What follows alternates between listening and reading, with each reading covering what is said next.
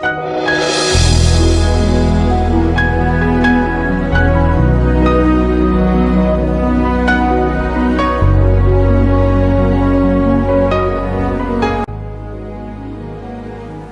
à tous. Aujourd'hui, on va aborder un thème qui est essentiel pour être un vrai succès dans la vie de tous les jours, c'est la confiance en soi. Qu'est-ce que c'est que la confiance en soi? Concrètement, avoir confiance en soi, ça veut dire avoir de l'estime pour soi-même et aussi savoir qu'on est capable de faire ce que Dieu nous a appelés à faire. La confiance en soi, c'est une force qui est magnétique.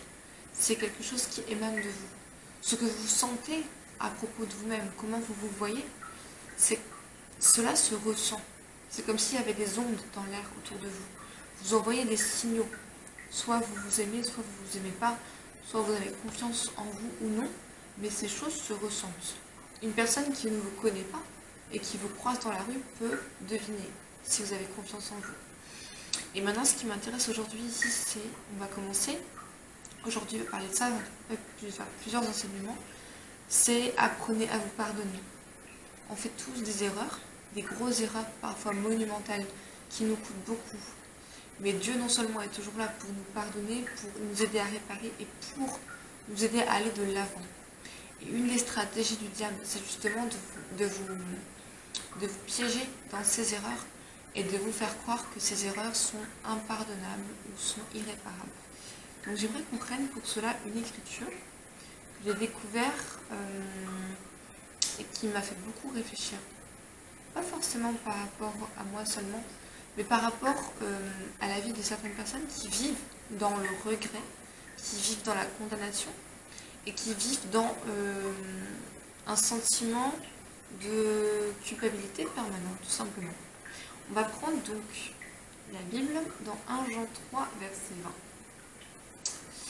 20. Alors, 1 Jean 3, versets 20 et 21. Et ces versets sont très importants. Si vous comprenez ces versets, 1 Jean 3. Alors, je vais lire à partir du verset 20, du coup. Écoutez bien. Si notre cœur nous condamne, Dieu est plus grand que notre cœur et il connaît toutes choses. Donc, ça veut dire que si on a fait quelque chose de mal, vous nous sentir mal, forcément c'est normal, sinon il y a un problème. Notre conscience va nous condamner. Mais Dieu, la Bible dit, Dieu est plus grand que notre conscience. Donc Dieu est le seul juste juge. Vous comprenez? Votre conscience n'est pas fiable à 100%. Seul Dieu, le jugement de Dieu est fiable à 100%. Puisque Dieu connaît toutes choses, même ce que nous, on ne connaît pas. Lui le connaît. Alléluia. Gloire à Dieu. Et il dit, si notre cœur ne nous condamne pas, nous avons de l'assurance devant Dieu. Voilà où je veux en venir. Si vous vous sentez coupable, vous n'avez pas d'assurance devant Dieu. Si vous vous sentez coupable, vous n'avez pas d'assurance. Et c'est exactement ce que le diable veut. C'est que vous n'ayez aucune assurance devant Dieu. Vous lui demandez quoi que ce soit. Que votre relation avec Dieu soit complètement coupée, complètement affaibli par ce péché que vous avez connu. C'est exactement ce que le diable veut. Alléluia. En fait, tout simplement, le diable ne veut pas que vous ayez confiance en vous. Jamais. Il voudrait, son souhait, son seul désir, c'est que vous vous sentiez toujours accablé par vos péchés, toujours inférieur aux super chrétiens qui vivent parfaitement bien. Et voilà.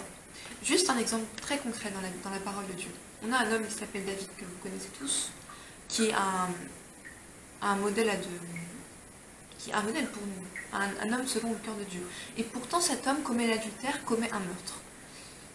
Avant de commettre ce péché, avant de commettre ces péchés, David voit un géant appelé Goliath. Et quand il le voit, il voit une opportunité de démontrer la gloire de Dieu. Il se voit déjà en tant que vainqueur de Goliath, puisqu'il se rappelle ses anciennes victoires. Il a combattu avec un ours, il a combattu avec un lion. Mais après son péché avec Bathsheba, après son péché, le meurtre de Uri le Hittite, David a tellement perdu confiance en lui qu'un jour il se promène sur un chemin, il se fait maudire par un homme. Et sa réaction n'est même pas de se défendre ou de reprendre cette personne. Il se laisse maudire en pensant qu'il le mérite, On va lire cela, je pense que ça vaut le coup qu'on le lise. C'est vraiment intéressant parce que ça peut nous arriver. Vous pouvez avoir des gens qui essaient de vous rabaisser. Et puisque vous avez perdu toute confiance en vous, vous allez laisser ces gens vous rabaisser en pensant que vous le méritez. C'est un scandale.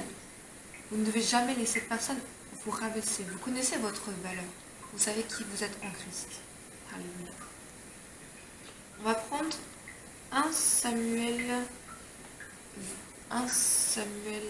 2 Samuel 16, pardon. Ça revient. 2 Samuel 16. Ce passage est vraiment intéressant, puisque c'est surprenant, la réaction de David est tout simplement surprenante. Et en fait, c'est qu'en étudiant la parole qu'on peut comprendre pourquoi il réagit comme ça. Donc je vais lire à partir du verset... Gloire à Dieu. Alors du coup, voilà, verset 5, on est dans 2 Samuel 16. David était arrivé jusqu'à Bachorim, et voici, il sortit de là un homme de la famille de la maison de Saoul, nommé Shimei, fils de Guéra. Il s'avança en prononçant des malédictions contre lui. Et il jeta des pierres à David. Donc vous imaginez un homme qui marche sur le même chemin que David, en train de le maudire et de lui lancer des pierres. Donc l'image est assez forte quand même. Il jeta des pierres à David et à tous les serviteurs du roi David. Et il lui parlait en le maudissant. Va-t'en, homme de sang, méchant homme. L'Éternel fait retomber sur toi tout le sang de la maison de Saoul. Vous pouvez lire pour vous-même dans 2 Samuel 16, cet homme le maudit. Non seulement il lui jette des pierres, il le maudit et il l'insulte. Vous imaginez, en fait, si on retranscrit ça au jour d'aujourd'hui, ça pourrait être comme si quelqu'un vous insultait, vraiment de manière complètement gratuite, vous voyez, de manière complètement... comment dire, vraiment quelqu'un qui vous insulte par rapport à quelque chose que vous avez fait. Et vous, au lieu de le reprendre et lui dire, voilà, écoute, tu me parles correctement, avec respect, parce que je mérite d'être respectée, non, vous vous laissez insulter. C'est scandaleux. En tant qu'enfant de Dieu, vous ne devez jamais laisser personne vous insulter. Tout simplement parce que vous savez qui vous êtes. C'est pas une question de fierté, c'est une question de respect pour vous-même. Alléluia, gloire à Dieu. Et là, David se laisse insulter. Il dit même, c'est peut-être l'Éternel qui lui a demandé de m'insulter, de me maudire. Oh, alléluia. Gloire à Dieu. Bon, on va finir pour aujourd'hui. C'est un enseignement très court aujourd'hui, mais juste pour que vous compreniez. Votre confiance en vous-même, votre confiance en vous, c'est votre arme la plus... c'est votre arme la plus puissante contre l'ennemi que vous possédez. Donc ne la laissez pas tomber. Peu importe ce que vous avez fait, peu importe ce qu'on a dit de vous, vous savez qui vous êtes. Vous savez que ce que vous avez fait ne vous définit pas. Vous êtes beaucoup plus que ce que vous avez fait. Certes, vous avez péché, certes, vous avez fait des erreurs, mais vous êtes beaucoup plus que ça. Votre valeur n'est pas définie par vos actions, c'est par vous qui vous êtes. Alléluia. Gloire à Dieu. Et voilà, donc on a compris aujourd'hui une des stratégies de Satan, c'est vraiment de vous accuser par rapport à ce que vous avez pu commettre comme erreur, afin que vous perdiez toute confiance en vous-même. Et par conséquent que vous n'ayez plus non plus confiance en Dieu, en personne, que vous vous isolez. Ça, c'est la stratégie du diable. Je vais juste vous le prouver en vous lisant une écriture, et après on va terminer pour aujourd'hui. Dans Zacharie chapitre 3. Et là en plus, l'image est forte puisqu'il s'agit d'un homme de Dieu. Donc c'est pas n'importe, entre guillemets, c'est pas quelqu'un, c'est pas n'importe qui dans la mesure où c'est quelqu'un qui a de l'expérience avec Dieu, vous voyez. Et comme quoi, il n'y a pas de statut. Je veux dire, le diable s'attaque aux chrétiens de la même manière que ce soit les pasteurs ou les membres de l'église. Alléluia. Donc, Zacharie 3. Verset 1, je vais lire à partir du verset 1. Ok, jusqu'à 2, juste le verset 1 et 2. Il me fit voir Josué, le souverain sacrificateur, debout devant l'ange de l'Éternel, et Satan qui se tenait à sa droite pour l'accuser. Qu'est-ce que fait Satan? On a le prêtre, Josué. Satan se tient à sa droite pour l'accuser.